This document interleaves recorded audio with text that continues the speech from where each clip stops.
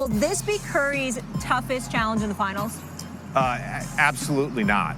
The toughest challenge that he's faced in the finals was in 2016.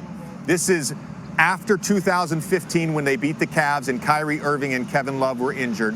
This is before Kevin Durant signs, and they've got a fourth superstar in 17, 18, and 19. 16 in particular. That was the series, if you remember, Stephen A., when the Cavs sort of set the blueprint of how to try and stop Steph Curry. And that is being physical. That is body contact all the time off the ball. That is being up in pick and rolls. There was a couple years there, I played against it, where it was hard to figure out how to guard the Warriors. Now, they've been able to win a bunch of games and obviously get to the finals this year playing their way. They have figured out how to do that. But it's the reason that Steph Curry hit the weight room. It's the reason that he became elite in conditioning. That 16 series set the blueprint for the rest of his career. And you're talking about prime LeBron James, prime Kyrie Irving, probably a prime Kevin Love, and a bunch of big wing defenders like J.R. Smith and Iman Shumpert. Like, to me, that was the toughest test so far, rather than this Boston Celtics. And that's not to discredit this Boston Celtics defense, who I believe is perfectly built to defend in the modern NBA. I respectfully disagree with you, JJ. I think this is the toughest. I think this is the toughest. I do agree with you that was the blueprint. I do agree with you on that. But that Cleveland Cavaliers team, as lethal as they were and ended up being, were not these Boston Celtics defensively. Not throughout the year. They were a top 10 defensive team. I think they finished like 8th or 7th overall, if I remember correctly. And I know that, listen, Iman Shumpert, we all knew what he could do defensively. J.R. Smith wasn't something to sneeze at, obviously. You had Tristan Thompson and other guys, Kyrie Irving. You get all that, Kevin Love. You saw all of that. But at the end of the day, when you look at Boston, you saw there were elements within the Cleveland Cavaliers defense, let's say a Kyrie Irving, for example, or a Kevin Love to a lesser degree, that you could exploit at least a little bit. In the case of the Boston Celtics, who can you exploit defensively? Your reigning defensive player of the year is Marcus Smart.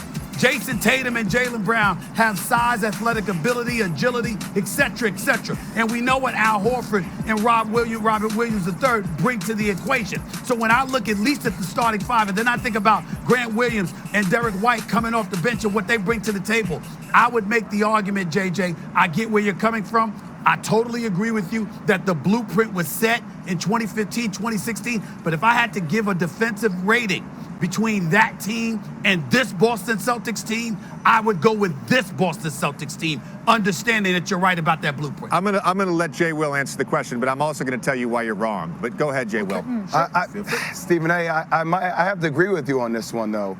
And I get what JJ's saying about the physicality. For me, it's about those exploitations when it comes to the end of a shot clock and being able to target certain players and say, if you're not willing to be disciplined the entire length of a shot clock at the end of a possession, we can find a way to get the right mismatch.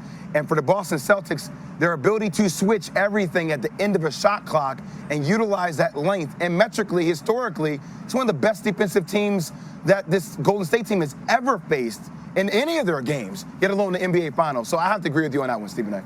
Now I'm ready to hear why JJ tells us we're wrong. Yeah, get at him, JJ. I get the argument for the defense. Again, I've praised the Boston Celtics defense now for 3 or 4 months. The thing that your guys are missing is the LeBron James component. And all the reasons that we talk about the Celtics struggling on offense, they don't have a guy like LeBron that can orchestrate down the stretch. They can manipulate and control possessions offensively. Jason Tatum, as good as he is, he's one of the top 8 players in the NBA, first team All-NBA. He is not that guy. Jaylen Brown is not that guy. And I love Marcus Smart. I'm probably Marcus Smart's biggest fan, to be honest with you. He's not that guy. So, yes, we can talk about the defense. It's the other side of the basketball as well, with LeBron James able to control, make smart decisions, hit the right guy over and over and over again. Stephen A., I've said this to you. I said this to you the second time I ever came on the show. Okay. I've played against LeBron. I know how hard it is to stop a LeBron James-led offense. It's nearly impossible. But this is not who their best opponent is, Stephen A. Go ahead. No, I want to respond to JJ. First of all, JJ, understand something. How many times will I tell you, you got to know what you're doing when you on first take? Let me tell you how slick you were. Now listen to I this, Jay wanna Williams, hear because this. we I gonna wanna get it hear right this, here, yeah. Jay, we gonna Okay. get it right here. This is what JJ did. I understand what the question was. So based on what the question was, he flipped you're it. right, JJ. You're right, JJ. Here's what you did. When you first answered the question, you brought up Cleveland's defense. So we were disagreeing with you about comparing the defense from Cleveland to Boston. That's what you did. Then when we answered the question, you came back and said, wait a minute, the LeBron James Did I not say? Did I not say in 2015 Kyrie Irving and Kevin Love did not play in that series? In 16, they had all those guys in their prime. Come on. I said that. I did not. Don't accuse me of changing the question. Don't accuse me, Stephen. You know JJ doesn't like when people change the question. JJ tried to change the question. That's what he tried to do. You know that. But I will say though, in JJ's defense, Yeah. controlling the tempo of the game does affect how you can play in the defense. No, I'm not there saying is it something doesn't, about Jay. control. Just to add to his point, it is interesting about No, he's LeBron right. James and the ability to control the pace of a game, time and situation to capitalize on that. That is an additive piece that I didn't think about before that does relate to the defensive side of the ball as well. Now so they listen do to go me. hand in hand. Listen to me. He's right. And Jay Williams, you're right with what you just said.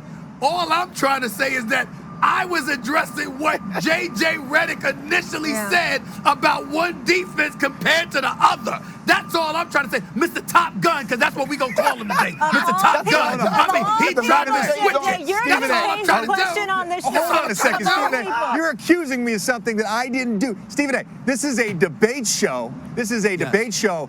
We are allowed, after everybody has their turn, to build upon our argument, which is what I did. You should know.